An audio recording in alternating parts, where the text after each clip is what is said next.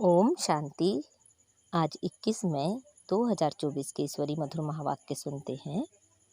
मीठे बच्चे, शिव बाबा वंडरफुल बाप, टीचर और सदगुरु है।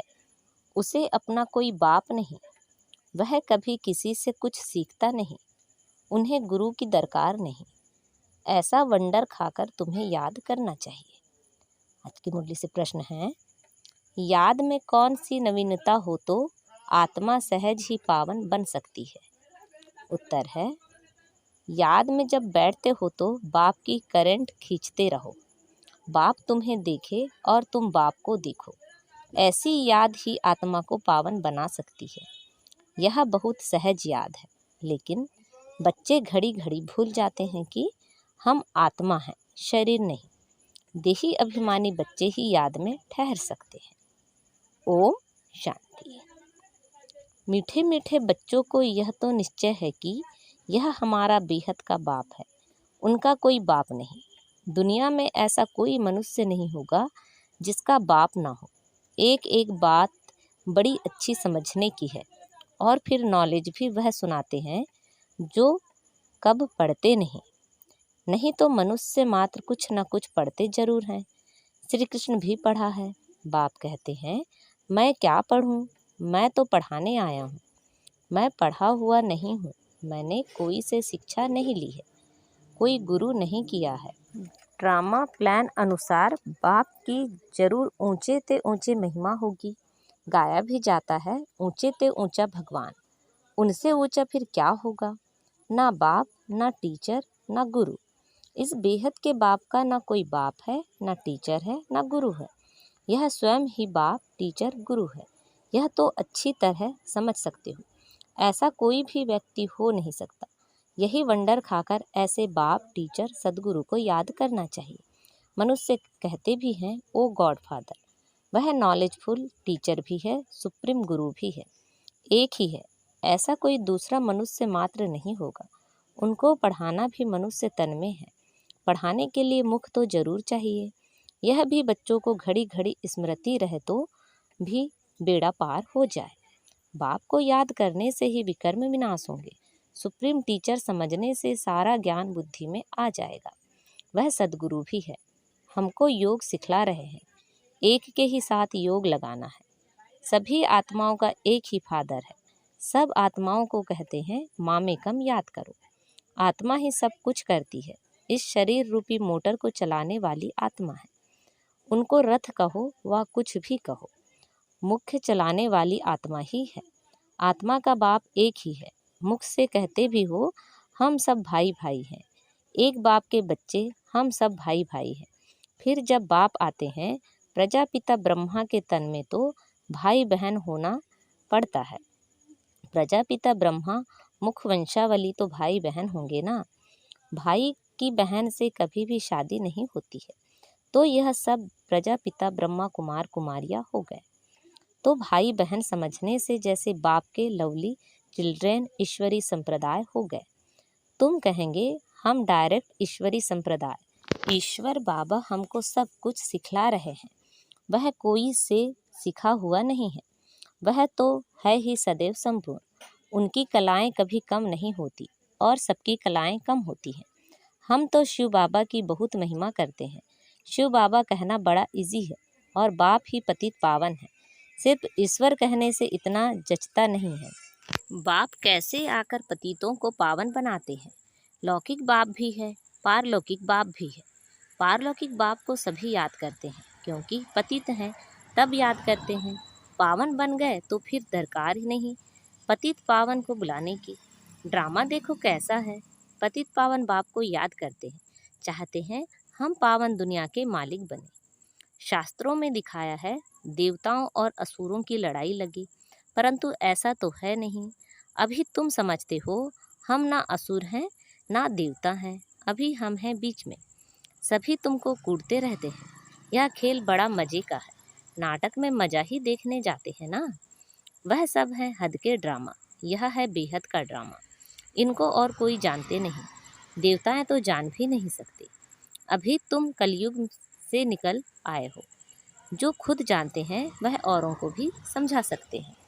एक बार ड्रामा देखा तो फिर सारा ड्रामा बुद्धि में आ जाएगा। बाबा ने समझाया है, यह मनुष्य सृष्टि रूपी झाड़ है, इनका बीज ऊपर में है। विराट रूप कहते हैं ना। बाबा बैठ तुम बच्चों को समझाते हैं, मनुष्यों को यह पता नहीं है। शिव बाबा कोई से भाषा सीखा होगा, जबकि उनका कोई टीचर ही नहीं, तो भाषा फिर क्या सीखा होगा। तो जरूर जिस रथ में आते हैं उनकी भाषा ही काम में लाएगा। उनकी अपनी भाषा तो कोई है नहीं, वह कुछ पढ़ते सीखते ही नहीं, उनका कोई टीचर होता नहीं। श्री कृष्ण तो सीखता है, उनके माँ बाप टीचर हैं, उनको गुरु की दरकार ही नहीं, क्योंकि उनको तो सद्गति मिली हुई है। यह भी तुम जानते हो। तुम ब्राह्मण हो सबसे ऊंचे, यह तुम स्मृति में रखो। हमको पढ़ाने वाला है बाप, हम अभी ब्राह्मण हैं, ब्राह्मण देवता। कितना क्लियर है। बाप को तो पहले से ही कह देते हैं, वह सब कुछ जानते हैं। क्या जानते हैं यह किसी को पता नहीं। वह नॉलेजफुल है, सारे सृष्टि आदि मध्य अंत की उनको नॉलेज है। बीज को सारे झाड़ की नॉलेज होती है, वह तो है जड़ बीज। तुम हो चैतन्य, तुम अपने झाड़ की नॉलेज समझते हो। बाप कहते हैं, मैं इस वैरायटी मनुष्य सृष्टि का बीज हूँ। है तो सब मनुष्य, परंतु वैरायटी है। एक भी आत्मा के शरीर के फीचर्स दूसरे जैसे नहीं हो सकते, दो एक्टर्स एक जैसे नहीं हो सकते।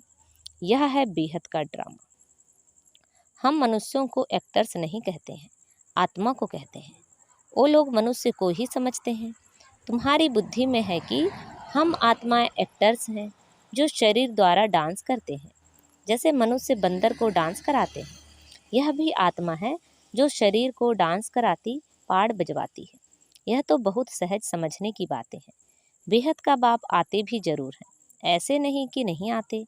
शिव जयंती भी होती है, बाप आते ही तब हैं जब दुनिया चेंज होनी होती है।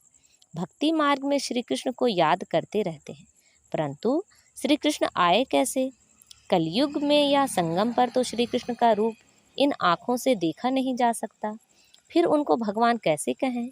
वह तो सतयुग का पहला नंबर प्रिंस है। उनका बाप टीचर भी है, गुरु की उनको दरकार नहीं, क्योंकि सदगति में है। स्वर्ग को सदगति कहा जाता है। हिसाब भी क्लियर है। बच्चे समझते हैं मनुष्य 84 जन्म लेते हैं, कौन कौन कितने जन्म लेते हैं वह तो हिसाब करते हो। ड्यूटी घराना बहुत पहले पहले आता है, पहला जन्म उनका ही होता है। एक का हुआ तो उनके पीछे सभी आ जाते हैं। यह बातें तुम जानते हो। तुम्हारे में भी कोई अच्छी रीति समझते हैं, जैसे उस पढ़ाई में होता है। यह है बहुत सहज, सिर्फ एक गुप्त डिफ़िकल्टी है। तुम बाप को याद करते हो, उसमें माया विघ्न डालती है, क्योंकि माया रावण को हसद ईर्ष्या होती है। तुम राम को याद करते हो तो रावण को हसद होता है कि हमारा मुरीद राम को क्यों याद करता है। यह भी ड्रामा में पहले पहले से नूंद है, नई बात नहीं। कल्प पहले जो पाड़ बजाया है वही बजाएंगे। अभी तुम पुरुषार्थ कर रहे हो, कल्प पहले जो पुरुषार्थ किया है वह अभी भी कर रहे हो। यह चक्र फिरता रहता है, कभी बंद नहीं होता है। टाइम की टिक टिक होती रहती है। बाप समझाते हैं, यह 5000 वर्ष का ड्रामा है। शास्त्रों में तो कैसी कैसी बातें लिख दी हैं। बाप ऐसे कभी नहीं कहेंगे कि भक्ति छोड़ो, क्योंकि अगर यहाँ भी चल नहीं सके तो वह भी छूट जा, तो ना इधर का ना उधर का ही रहे, कोई काम का ही नहीं रहा। इसलिए तुम देखते हो कई मनुष्य ऐसे भी हैं जो भक्ति आदि कुछ नहीं करते हैं, बस ऐसे ही चलता रहता है। कई तो कह देते हैं भगवान ही अनेक रूप धरते हैं। अरे यह तो बेहद का ड्रामा अनादि बना बनाया है, जो रिपीट होता रहता है। इसलिए इसको अनादि अविनाशी वर्ल्ड ड्रामा कहा जाता है। इसको भी तुम बच्चे ही समझ रहे हो। इसमें भी तुम कुमारियों के लिए तो बहुत सहज है। माताओं को तो जो भी सीढ़ी चढ़ी हैं वह उतरना पड़े। कुमारी को तो कोई और बंधन नहीं, चिंतन ही नहीं, बाप का बन जाना है। लौकिक संबंध को भूल पारलौकिक संबंध जोड़ना है। कलयुग में तो है ही दुर्गति, नीचे उतरना ही है ड्रामा अनुसार। भारतवासी कहते हैं यह सब कुछ ईश्वर का है, वह मालिक है। तुम कौन हो? हम आत्मा हैं। बाकी यह सब कुछ ईश्वर का है। यह देह आदि जो कुछ है परमात्मा ने दिया है। मुख से कहने ठीक है, कह देते हैं यह सब कुछ ईश्वर ने दिया है। अच्छा, फिर उनकी दी हुई चीज में ख़यानत थोड़े ही डालनी चाहिए, परंतु उस पर भी चलते नहीं, रावण मत पर चलते हैं। बाप समझाते हैं तुम तो ट्रस्टी हो, परंतु रावण संप्रदाय होने के कारण तुम ट्रस्टी पने से अपने को धोखा देते हो। मुख से कहते एक हो, करते दूसरा हो। बाप ने चीज दी फिर ले ली तो उसमें तुमको दुख क्यों होता है? ममत्व मिटाने के लिए ही यह बातें बाप अपने बच्चों को समझाते हैं। अब बाप आए हैं, तुमने ही पुकारा है, बाबा हमको साथ ले चलो, हम रावण राज्य में बहुत दुखी हैं, आकर हमको पावन बनाओ, क्योंकि समझते हैं पावन बनने बिगर हम जा नहीं सकते, हमको ले चलो। कहाँ? घर ले चलो। सब कहते हैं हम घर जाएं। श्री कृष्ण के भक्त चाहते हैं हम कृष्णपुरी बैकुंठ जाएं। सतयुग ही याद रहता है, प्यारी चीज है। मनुष्य मरता है तो स्वर्ग जाता नहीं है, स्वर्ग तो सतयुग में ही होता है। कलयुग में होता है नर्क, तो जरूर पुनर्जन्म नर्क में ही होगा। यह कोई सतयुग थोड़ी ही है, वह तो वंडर ऑफ वर्ल्ड है। कहते भी हैं, समझते भी हैं, फिर भी कोई मरता है तो उनके संबंधी कुछ भी समझते नहीं। बाप के पास जो 84 के चक्र की नॉलेज है वह बाप ही दे सकते हैं। तुम तो अपने को देह समझते थे, वह रॉन्ग था। अब बाप कहते हैं देही अभिमानी भाव। श्री कृष्ण तो कह ना सके देही अभिमानी भाव, उनको तो अपनी देह है ना। शिव बाबा को अपनी देह नहीं है, यह तो उनका रथ है जिसमें वह विराजमान है। उनका यह रथ है तो इनका भी रथ है, इनकी अपनी आत्मा भी है। बाप का भी लोन लिया हुआ है। बाप कहते हैं मैं इनका आधार लेता हूँ, अपना तो है नहीं, तो पढ़ाएंगे कैसे? बाप रोज बैठ बच्चों को कशिश करते हैं कि अपने को आत्मा समझ और बाप को देखो, यह शरीर भी भूल जाए। हम तुमको देखें, तुम हमको देखो। तुम जितना बाप को देखेंगे पवित्र होते जाएंगे। और कोई उपाय पावन बनने का है नहीं। अगर हो तो बताओ, जिससे आत्मा पवित्र होती हो। गंगा के पानी से तो नहीं होगी। पहले तो कोई को भी बाप का परिचय देना है। ऐसा बाप तो और कोई होता नहीं। नब्ज देखो, ऐसा समझा है जो चकित हो जाएं। समझे बरोबर इनको परमात्मा कहा जाता है। अभी तुम बच्चों को बाप अपना परिचय दे रहे हैं, मैं कौन हूँ यह भी बच्चों को मालूम है। हिस्ट्री रिपीट होती है, जो इस कुल के होंगे वही आएंगे, बाकी तो सब अपने अपने धर्म में चले जाएंगे। जो और धर्मों में कन्वर्ट हो गए हैं वह फिर निकल अपने अपने सेक्शन में चले जाएंगे। इसलिए निराकारी झाड़ भी दिखाया है। यह बातें तुम बच्चे ही समझते हो, बाकी तो कोई मुश्किल ही समझते। 7-8 से कोई 1-2 निकलेंगे जो समझेंगे यह नॉलेज तो बहुत अच्छी है। यहाँ का जो होगा उनको तूफान कम आएंगे, दिल होगी फिर जाएं, जाकर सुने। कई फिर संघ के रंग में भी आ जाते हैं तो फिर आते नहीं। यहाँ पार्टी को जाता हुआ देखेंगे तो उसमें लटक पड़ेंगे। मेहनत लगती है बहुत, कितनी मेहनत करनी पड़ती है। घड़ी घड़ी कहते हैं हम भूल जाते हैं मैं आत्मा हूँ, शरीर नहीं। यह घड़ी घड़ी भूल जाते हैं। बाप भी जानते हैं बच्चे काम चिता पर बैठकर काले हो गए हैं, कब्र दाखिल हो पड़े हैं, इसलिए सावरे बन गए हैं। उनको ही फिर बाप कहते हैं हमारे बच्चे सब जल मरे हैं। यह बेहद की बात है। कितनी करोड़ों आत्माएं हमारे घर में रहने वाली हैं, अर्थात ब्रह्मलोक में रहने वाली हैं। बाप तो बेहद में खड़े हैं ना, तुम भी बेहद में खड़े हो जाएंगे। जानते हो बाबा स्थापना करके चला जाएगा, फिर तुम राज्य करेंगे, बाकी सब आत्माएं शांति धाम में चली जाएंगी। अच्छा, मीठे मीठे से खिलते बच्चों प्रति माता पिता बाप दादा का याद प्यार और गुड मॉर्निंग। रूहानी बाप की रूहानी बच्चों को नमस्ते। हम सब रूहानी बच्चों की रूहानी माता पिता बाप दादा को याद प्यार, गुड मॉर्निंग और नमस्ते। आज की मुरली से धारणा के लिए मुख्य सार हैं, किसी भी एक्टर से रावण हसद ईर्षा करे, विघ्न डाले तूफान में लाए तो उसे ना देख अपने पुरुषार्थ में तत्पर रहना है, क्योंकि हर एक एक्टर्स का पार्ट इस ड्रामा में अपना अपना है। यह अनादि ड्रामा बना हुआ है। रावण मत पर ईश्वर की अमानत में ख़यानत नहीं डालनी है। सबसे ममत्व निकाल पूरा ट्रस्टी होकर रहना है। आज बाबा ने हमें वरदान दिया है, सदा एक रस मूड द्वारा सर्व आत्माओं को सुख शांति प्रेम की अंजलि देने वाले महादानी भाव।